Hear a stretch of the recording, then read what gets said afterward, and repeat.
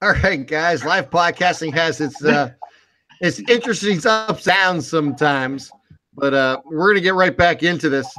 Hey, obviously, the news today is about Josh McDaniels deciding not to take the Colts job, but to return to New England to be their offensive coordinator and work under Bill Belichick and possibly replace him in the future. Uh, this reminds me right before Belichick took the job with New England, he was actually the head coach for the New York Giants or excuse me, the New York Jets for a day. And the way he rejected the Jets and ended up in New England. Yeah, it's obviously it's surprising when the Colts have made a statement that he's our new head coach, and you're scheduling a press conference and all that. But to me, I always kind of thought that he might stay in New England, especially with the rumors at the start of the playoffs that this could be Belichick's last couple years. You don't know about Brady, Gronkowski, so. And then also the Patriots going to 10 straight AFC Championship games. Like you said, Matt, earlier, that he could be the coach in waiting and to take over for Belichick, like Belichick did with Parcells. And also, like you said, you stick around for a lot better job. The New England Patriots right now, you can jump in right away, win right away. I guess the only thing that's concerning is that he backed out after he'd already given them his word. I think one of two things. A, he knows Belichick's probably gone within the next 3 years. And B, you also got to wonder about Andrew Luck's health. Is he close to returning? Is he not close to returning? And I'd rather coach Tom Brady and be the offensive coordinator for them instead of Jacoby Brissett. Nothing against Brissett. I think he's a good young quarterback, but you see the kind of quarterback you want to build around, and that team has a terrible defense, an offensive line that's a mess, and a running game that's not very impactful. So I guess the only problem I have with it is once you give someone your word, you got to follow through with it. Especially, he didn't sign a contract, but it's a verbal contract, a verbal agreement, and we can have a whole other podcast on business law and contract law and all the great stuff that Dr. Wright once taught me that I was telling him I paid attention to, but really I was just looking out the window. So, it's an intelligent decision in my opinion. Patricia, as we said, Stafford in the situation that they have defensive coaches of that defensive mindsets, I think, are better suited for dealing with head coaching positions like Detroit is in right now. McDaniels, when I heard that he was possibly leaving and that it was quote unquote a done deal, Mark Means had told me that, I was shocked because my impression of the best scenario for Josh McDaniels would be Belichick gone 2-3 years, Brady gone 2-3 years, probably more 3 than 2. Robert Kraft either sitting down with Josh McDaniels by himself or with Bill Belichick included, saying, listen, he's not going to be here very much longer. We're not going to miss a beat. You could take over. You'll be the next face of this coaching, part of this franchise. The players respect him. He's done it. He's proven his mettle. He will, being young, he's going to bring, a lot to the table like when Belichick started. So, it's a lot of different things. Anthony, like you said before, uprooting your family is a big deal. People don't think about that don't understand. Pro coaches or college coaches, for that matter, get new jobs, man. You pull your kids out of school. You move your home. You have to learn different areas just to get around and go grocery shopping. I mean, it's a huge change in your life. So, it's just comfortable for him, and it would be silly, in my opinion, for him to have taken the Colts job. I was shocked when I was told he did it, but when I had heard that he was going to stay with the Pats, it made perfect sense to me, and he's going to be the man, few years, and it's going to do much better for his future than taking over a Indianapolis Colts franchise that is in really bad shape. And Andrew Luck is a good football player, but we don't know if he'll ever be the same again. So, and it's not just him. It's, the whole team is pretty much in disarray right now. So I feel for them. I understand he shouldn't have said, given them the impression that he was coming, so much so that they announced our next coach is Josh McDaniels. That's not right. But on the flip side, I think it was, I'm going to go be a head coach. They sat him down and said, don't do that. Stay here. You'll be taken care of. You might win another 1 or 2 Super Bowls with me. And so a smart decision on his point, and the Patriots will be much better off with him there instead of gone.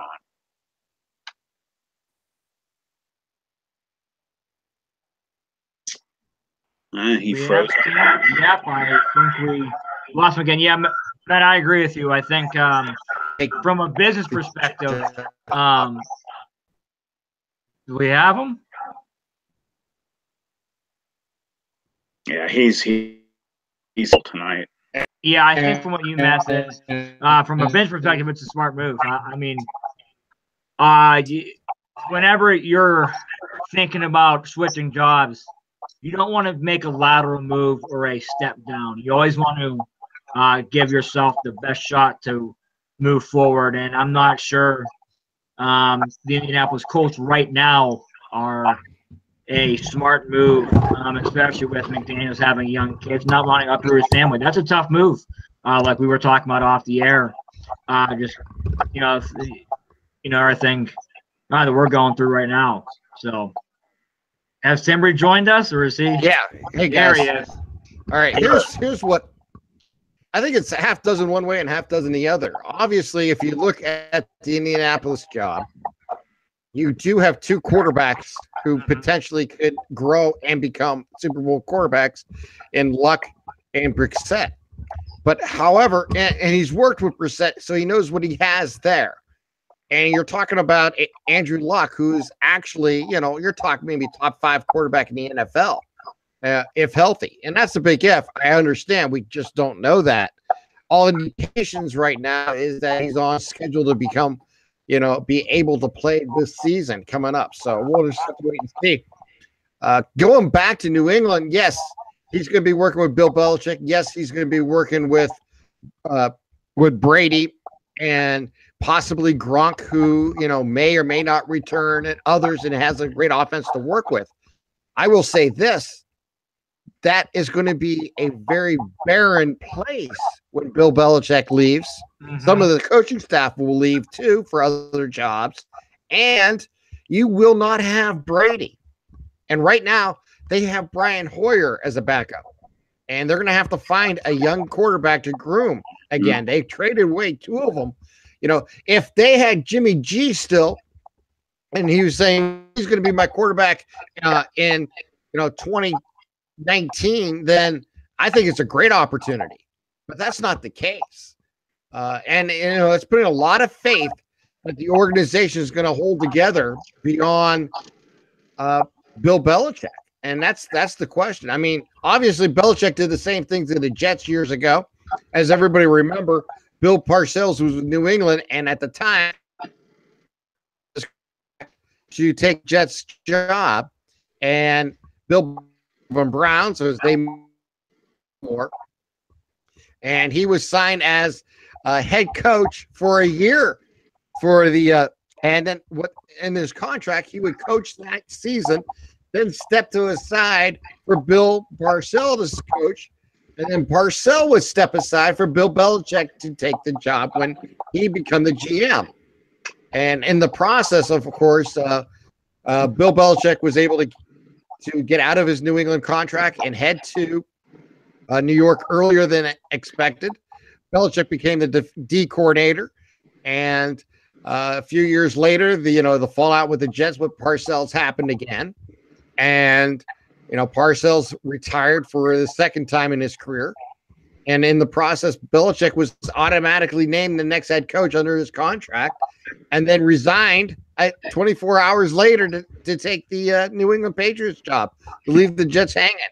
So he's the only guy in history that I know was named the head coach of one team twice and barely lasted a day in both times. So yeah, that was something else. I'll never forget that night. But man, I mean, Robert turned out Kraft perfect for Belichick because he did go to New England, and look what they've done. But and then in the same vein, look how bad it turned out for the New York Jets, and the suffering that they've gone through ever since.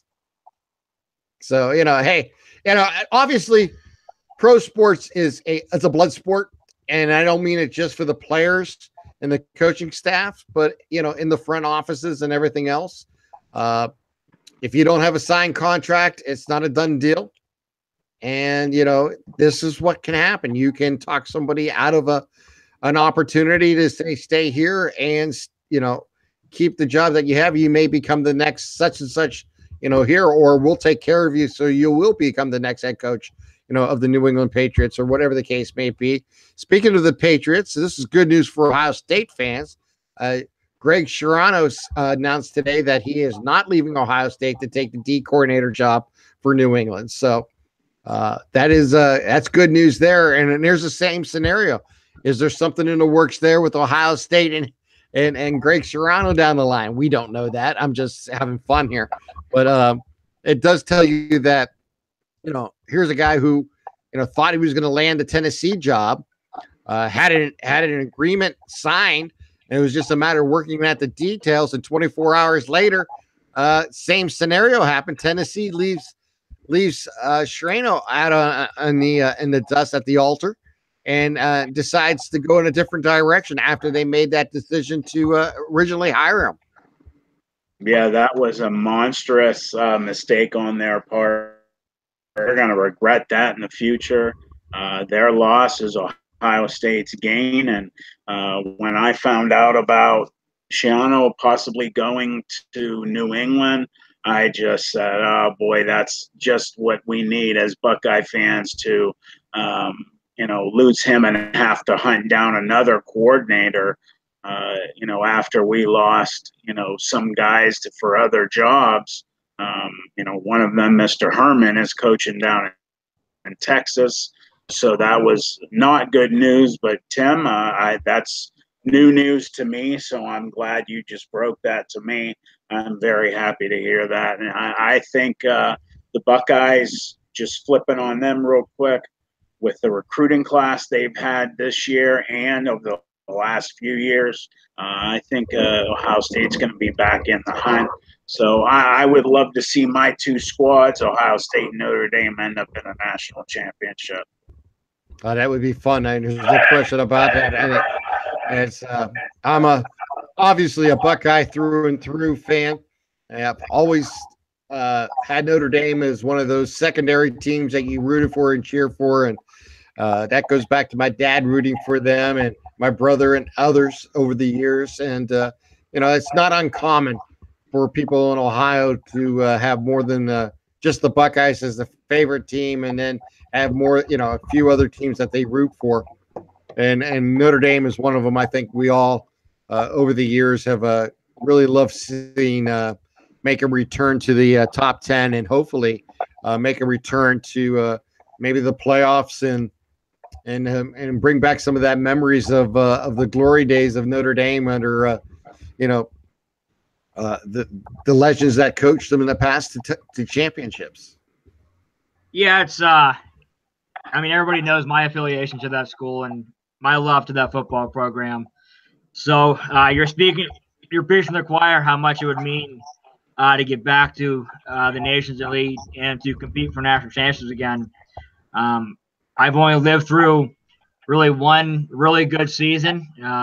Willingham and Weiss had years that looked really good, but turned out to be flashes in the pan. So hoping and praying that Coach Kelly can get the program back to the nation's elite and to one day light up Grace Hall with the #1 sign for a long time in regards to football. So September 1st against that team up north, can't get here fast enough. It'll be nice to whip up on Michigan again in prime time, as Michigan today had a terrible national signing day, garnering no top 100 recruits. I'm going to lose sleep over that tonight. It's going to break my heart. And the heat on Jim Harbaugh's seat gets a little bit warmer. Oh, yeah. With his flops against Michigan State and Ohio State, and if he starts with a bad national signing day and follows it up with a loss in South Bend, his seat's going to get really warm. Michigan fans are going to forget he's our golden boy in the khaki pants, and they're going to be searching for somebody else. Yeah, I mean, it looked so wonderful for Michigan that things went south at the 49ers organization. Obviously, there was butting of the heads, and there was no doubt he was doing a great job coaching. Obviously, he has issues getting along with people. When he took the job at Michigan, I got nervous myself. Mm-hmm. He's a Michigan man. He's who you'd expect to do well, but it just has not transferred into college football and winning for him.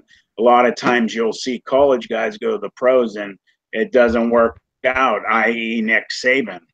Mm-hmm. So, it just seems like it's not working out. And if they're not getting good recruits, then we all know what's going to happen as the road, comes a little shorter each year. Able to compete with the big boys, and it's going to be a tough season, I think, for Michigan. And Ohio State, like I said, has had an amazing recruiting class for the last few years. They landed, I think, I saw 12 out of the top 100 this year recruits. My understanding, those two rank him as Ohio State #2 overall. I think it was Georgia #1 this year, and those who rank, classes. I mean, obviously, you're going by a number of top 100 recruits or top 300 recruits, whatever that matrix is. However, it's always great to get great talent and have that potential. It's also up now to the coaching staff and the players and the university to nurture these individuals into opportunities in the classroom and on the football field, and to build into a football team that can win. We all know talent is one step, but it's just one step of the ingredients necessary for a winning football team. You have all the talent in the world, but if you don't have the right coaching, it's not going to help. If you have all the talent in the world, but you lack the desire to play, it's not going to help. Mm-hmm. And all these things coming into factors, and that may be what is happening up north, is that the players that they've gotten just don't have that same desire or a will to do what's necessary to win at the highest level. I don't know. I mean, I don't worry about Michigan because, quite honestly, I'm an Ohio State fan. Yep. I will say this. I think it is best for football, though, and college football in general, when Michigan is a top 5 team. The same with Ohio State, and same with Notre Dame, and same with USC and UCLA. I know I'm naming more schools than 5, but my point is the big traditional schools like Alabama, Ohio State, Michigan, Notre Dame, USC, UCLA, Texas, even, throw the Florida's teams in, on a biennial, situation with Miami, Florida State, Florida, because you never know which one's going to win, each year. But someone from Florida, that's good for the nation. And it's good for college football in general. But I'm not going to worry about those other schools. I'm going to continue to cheer for Urban and the boys down in Columbus, and continue to watch them grow. Hey, Matt, real quick, I think you may know this already, but the Trumbull County Player of the Year has signed with the Youngstown State Penguins, and that is Dre Rushton, and supposedly going to be a running back. We'll wait and see exactly how they use him. But man, you and I were talking about that all season. What a great athlete, fun player to watch, dynamic with the ball in his hands. This could be one of those signings that we talk about for the Penguins that's going to last in the next 4 years, and maybe be the start of a run that you were a part of in the early 90s. Yeah, I found out actually last night after my show. Mark and I were talking, and he said, did you hear the kid from Liberty that you had told me so much about might be going to YSU? I said, you mean Rushton? He said, yeah, I think that's his name. And then today he texted me early this morning and said, hey, he signed with YSU, which put a smile on my face. And if he's getting recruited as a running back, like you just said, Tim, his ability to run and do what he does with the football is rare. People miss, and he has extremely good breakaway speed. And then you take a good coach like Pelini, and then you take also the fact that he's just a kid right now. So in the next couple, 2-3 years, he's going to be turning into a man. And you look at it, he'll probably put on another 20, 25 pounds of lean muscle. So this kid can end up being one of those running backs through the wide tradition that becomes, just a legend. And that would be so great to have local kids be integral in that revival of the YSU run through the national championships, because that's where YSU belongs, not happening what just did this past season. They belong in it, the talk every year. They need to be able to, literally say, our goal is the national championship, and deep down believe they're going to go. So with signees like him, that's definitely something that's coming. And Pelini has proven that he is a great recruiter. He has his tentacles, so to speak, spread out all over the country. He's been all around. He has coaches who recruit well out of the South. He obviously knows the Midwest and the Northeast. So, yeah, it's going to be really interesting to see how the Penguins do this year. But yeah, that's exciting for the area to keep that kid home, and I can't wait to see what he blossoms into over the next couple of years. Yeah, it'll be great to have Jay Rushton back home. We saw him a couple of games this year, and he looked absolutely phenomenal. And I think it's going back to what Tressel preached when you were a player, Matt, and getting recruited. Our first school, first and foremost, is recruit the state of Youngstown. And Bo Pelini went out and recruited the state of Youngstown. And this kid could turn into a Jody Webb type back. And we all know the kind of player Jody Webb was. He took us on his shoulders last season or 2 years ago. And he carried us to an national championship game. And, I ran into a really good James Madison team. And so Rushton joins the backfield of Turner and Tevin McCaster in it. And once again, it helps get you playmakers. You get playmakers, and then you get a coach that can put them in the right situation, and then you can have a quarterback that can hopefully stay healthy. Can we finally get some luck this year at that position just to stay healthy? And you got your makings of a team that can once again compete for a national championship. And like you said, there is no reason we shouldn't be there each and every year. That's the goal of the players, the coaches, and the alums such as yourself, and the fans such as Tim and I. It's you better compete for titles here. And we're not Illinois State. We just don't want to make the playoffs. We're Youngstown State. We want to compete for titles. So it's a big signing. It's a great class, and excited to see if Coach Pelini can't get us back in the playoffs this year, which I believe we will be. Yeah, it got to happen this year. I mean, last year was just kind of one of those frustrating seasons. Yeah, I mean, you just the injury bug took over. As you mentioned, the last few years at the quarterback position just can't seem to keep him healthy.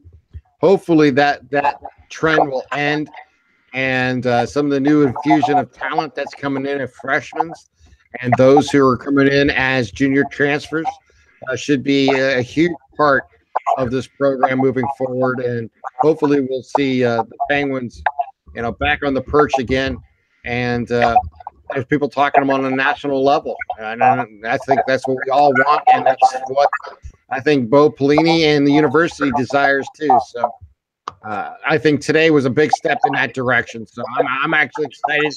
I've read a lot about the players they're bringing in, and they all seem to be top notch.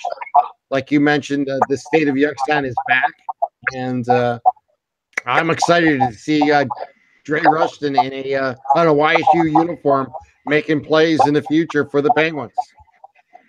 Yeah, that'll be cool. That'll be awesome. And, pressure's on Coach Pelini. He was in the national championship this past season. We, like you just said, very disappointing, very frustrating. How many games at the beginning of the season that they were so, a toothpick of a distance away from having an undefeated beginning of the year. They should have beat Pitt. They should have beat North Dakota State, and they should not have lost to South Dakota. Or I can't remember. Was it South Dakota? Yeah. Yeah, South Dakota. So, each one of those losses was very close. There were questionable things that happened in the game. And, with the North Dakota State, I believe that was with the field goal at the end of the game when Coach Pelini called the timeout. And he made it, and then he kicked after it, and he actually iced his own kicker, and he missed it. So, a lot of shortcomings last year, but, he's a coach. I've always been impressed with him when he was at his, out there in Nebraska. He had a 9-3 record as a regular record. That was, I believe, his worst out there. And, their loss was our gain. They thought, grass was greener without him. Obviously, it wasn't. They're bringing Scott Frost in, who obviously knows what he's doing after what he did with UCF. So Nebraska is going to be better. But, Coach Tressel being the president of the university, everybody knows that Coach Tressel will give that program everything they need to be successful. And Coach Pelini has an amazing, person to lean on and ask, questions if ever need be, and just in general of support from the president of the university.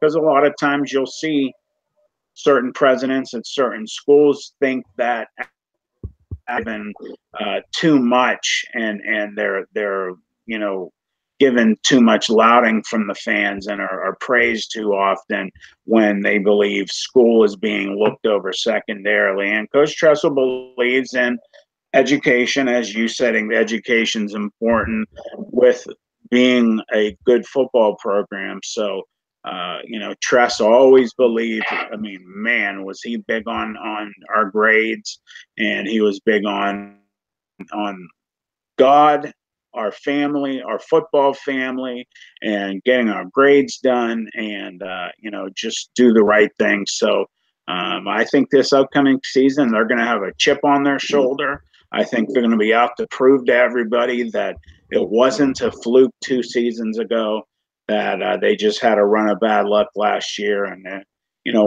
YSU is one of those few teams in FCS that are made for championships, have that elite group, and YSU is one of them. They just need to get back to it regularly, and getting recruits like Rushton and some of the other guys that went there this year definitely puts them on the road of getting there again. Couldn't say it better. I gotta love the National Signing Day because you get excited about football. As football season ends with the NFL, we have the National Signing Day today, part 2. And some nice signings for the Buckeyes and for the Penguins and for Notre Dame and others. So it was a good day to talk football. Real quickly here, guys, let's end tonight with just a thought here. I just want to get into the NBA real quick. Obviously, the Cavaliers have been stumbling and falling apart here in the last month. I think they were 6-8 in January, and they actually won tonight in overtime, 140-138, giving up way too many points. And obviously, the trading deadline is tomorrow, February 8th. It'll be interesting to see. I have no clue what move they'll make, who will be traded for, if anybody is. Obviously, this team has deficiencies, and it'll be interesting to see. How worried am I? I'm not. I'm disappointed in the way they've played. I have red flags up, but I'm not like waving them. And the reason for this is it's the NBA regular season, which to me is you just got to wave through it. And anytime you have LeBron James on your team, you have an opportunity to win. I will say this. I think, the biggest concern for the Cleveland Cavaliers is this. You're fighting for one game, or I should say you're playing the entire year to play one series, and that's against the Warriors in the championship. In the NBA Eastern Conference, I honestly don't think there's anyone better than the Cavaliers. I think there's teams playing better right now, but come playoffs in a 7-game series, I'll take LeBron James every time. And I honestly do believe that will make a difference in the level of play. However, injuries have hurt the Cavs, and we'll have to wait and see what moves they may make and how this team is reshaped going forward. But on a concern level, on 10 being, the place is on fire, and 1 being it's cold outside, I'm about a 6.5 on my concern level. I'm concerned, but I'm not overly concerned, simply because I honestly believed in the Eastern Conference, the Cavaliers could still win it and end up facing the Warriors in the championship game. The only thing that scares me, though, is if the Cavs do end up winning the East, they're probably the 5th or 6th best team in the NBA because the other 4 teams are in the West. And is this 5th or 6th best team in the NBA going to be able to beat the Warriors? And my thought is probably not. No. Mm-hmm. Yeah, it's I think the biggest thing the Cavaliers have to get under control is one of 2 things. I do think Isaiah Thomas is right to an extent. When adversity strikes, they don't respond very well. For a team with this much talent, they tend to get blown out a lot lately. Last night's loss to Orlando is concerning when you're up 21 without Orlando's 2 best players and you lose by 16 or 17. And their defensive effort just has to get better. They have to get better on the defensive end. If they don't get better defensively, they're not going to beat Golden State like you said, Tim. And they probably won't beat Oklahoma City or Houston if they were to play those guys. I do think the Cavaliers will make a move. It could be one of the guys they've talked about, George Hill, Rodney Hood, even DeAndre Jordan, or Kobe Altman could surprise us and go get somebody totally off the radar that we haven't talked about yet. Kemba Walker would be a intriguing piece at the Cavs. But if they're not on the same page playing defense together, then it's going to be a uphill climb. I think you're right, Tim. It's February 7th. This team's been to 3 straight NBA finals. So it's kind of old hat, boring to them. I know they should be motivated and irritated, and they are. This team could totally turn it around in a month and go win 20 of 25 games, and we'll all sit back and be like, oh, well, that little stretch in January and February was just a blip on the radar. So it's not time to push the panic button and sound all the alarms and send out nuclear missile threats that are real, but it's time to raise a little bit another red flag. Yeah, I'm about a 7, Tim. I all season I've been saying, we have a long season. Calm down, people. It's very much comparable to baseball, where you have a very long season. You play a lot of games, but there's been more negative over the last few months, and it just seems like in the past, if they had these skids where they weren't doing well, you could depend on them, just like you said, Anthony, need to get angry. Well, and they'd start playing really well and knocking off win. That's not happening right now. And there is a lot of disarray in that locker room, and there's maybe a lot of content in that, that locker room, or contempt. I'm sorry, and I'm a little worried. I'm at about a 7, like out of 10, and the thing that scares me as well is, like you guys alluded to, it's not like last year or the year before where they're so far ahead of everybody in the East that they just basically are pretty sure they'll make it through the playoffs and end up, seeing the Warriors again. Boston's playing much better than they are right now. A couple other teams in the East.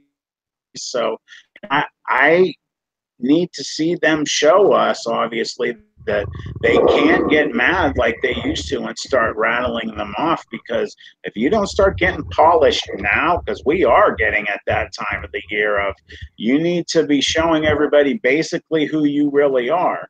And right now they are a non-defensively kind of marked team. So I hope they pick it up, because they might not even end up having to worry about Golden State this year.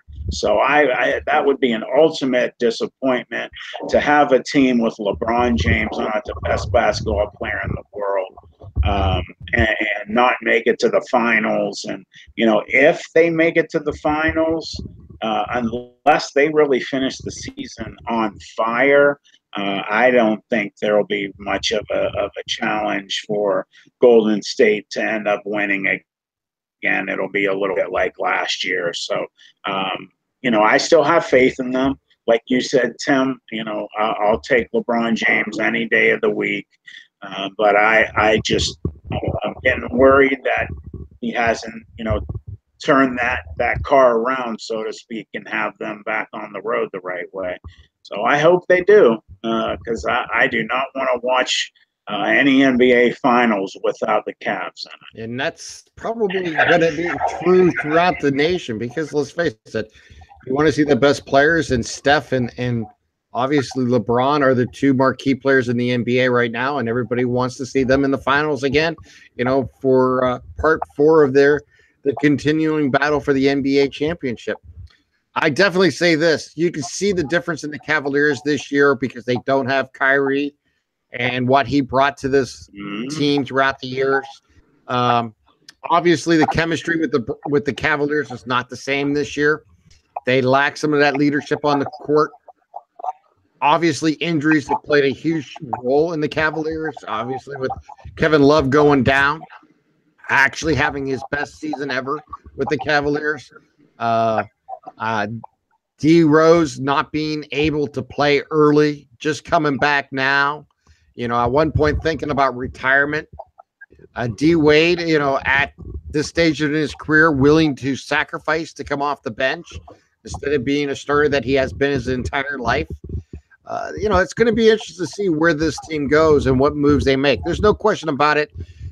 Defense wins championships in all sports, as everybody knows. The Cavaliers' defensive woes is a big concern. I am concerned that they can't seem to find the right attitude on that.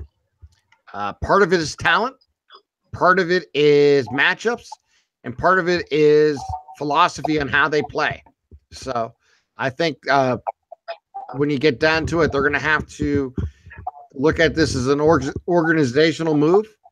I think losing Griff as GM this past offseason was a huge mistake, and we'll see what Cody Altman can do. It's going to be difficult. I mean, he's under the gun. He inherited a team that won a championship 2 years ago, went to 3 straight NBA finals. It's going to be, the world's going to be looking to this young man who's 35 years old thrown into this scenario and see what he can prove as a GM. And it's not easy when you're dealing with NBA size egos and players. And we'll just have to wait and see. I'm more than willing to see what happens long term. I am concerned defensively. We'll see what they can do, but it is what it is. Right now, I still say Boston may be the best playing team in the NBA in the East right now. Obviously, you can look at a few other teams that are playing well, but again, I'll say it again. Maybe they could flip that switch come playoff time, and if I have LeBron James, I'll go with that every time. Hey guys, we're just about out of time. Anthony, I'm gonna give you your last thoughts, and same with Matt, and then we'll wrap this baby up. Yeah, just it's good to finally get back recording after a work stretch there that's actually hectic. Should be slowing down here soon. Vacation 3 weeks away, and baseball season is less than a week away, so I can't wait. On the flip side for me, I depressingly did my last show last night for Just Football with Matt Emsch. I will be back earlier than last year, though. I'm going to start up around spring football. So, that's something I'm going to have to get used to for a while, but that gives me more time to focus on some other things. I'd also, like to do this more regularly with you guys so that I can get my fix of, discussing sports and doing that. I will be on with Mark Means every once in a while through the year, but it's that time of the year when you specialize in football, it slows down. But it's going to be cool, I think, in a couple of years to see. We found out the XFL's coming back, so you'll basically have football all year round when they come back. So, well, what's great about our podcast, Matt, is we make up our own rules. So in the process, we could talk football 24/7, 7 days a week if we wanted to. Obviously, we're going to bring you along on the baseball season and the basketball season coming to an end. And I know Anthony enjoys your company too. And I look forward to the fall when you and I get back in the booth next year. Hopefully everything will work out again this year where you and I can continue our partnership and grow on it, and look forward to the high school football season. My basketball season is quickly winding down. I got my last regular season broadcast tomorrow night on WKST in Newcastle, and the WPIL playoffs will be coming soon. So we'll have that, and then we will be continuing to working, the three of us, and hopefully add James Dotson from my basketball crew onto the podcast, and we'll have some fun this summer as we got the NFL draft coming up. We got baseball season just about to begin in a week here, Anthony. Yes. As pitchers and catchers report, you and I will have a great time talking baseball. There's a lot going on all year long in the world of sports, is what I'm trying to say. And here on Radio MVP, we're going to continue to talk about it all and get off subject and improvise some things. And, I will always talk about some of the stuff going on when I see some stuff that irritates me. So, that will come your way too. So, as Anthony has found out, as we're been doing this about 9 months now, sometimes stuff gets under my craw and I just have to speak. Has it been 11 months now? Was that in March? Yeah. Was it March we started? Wow. Around St. Patrick's Day, yeah, we're closing it on a year. Wow. Oh my goodness. That's fantastic. All right.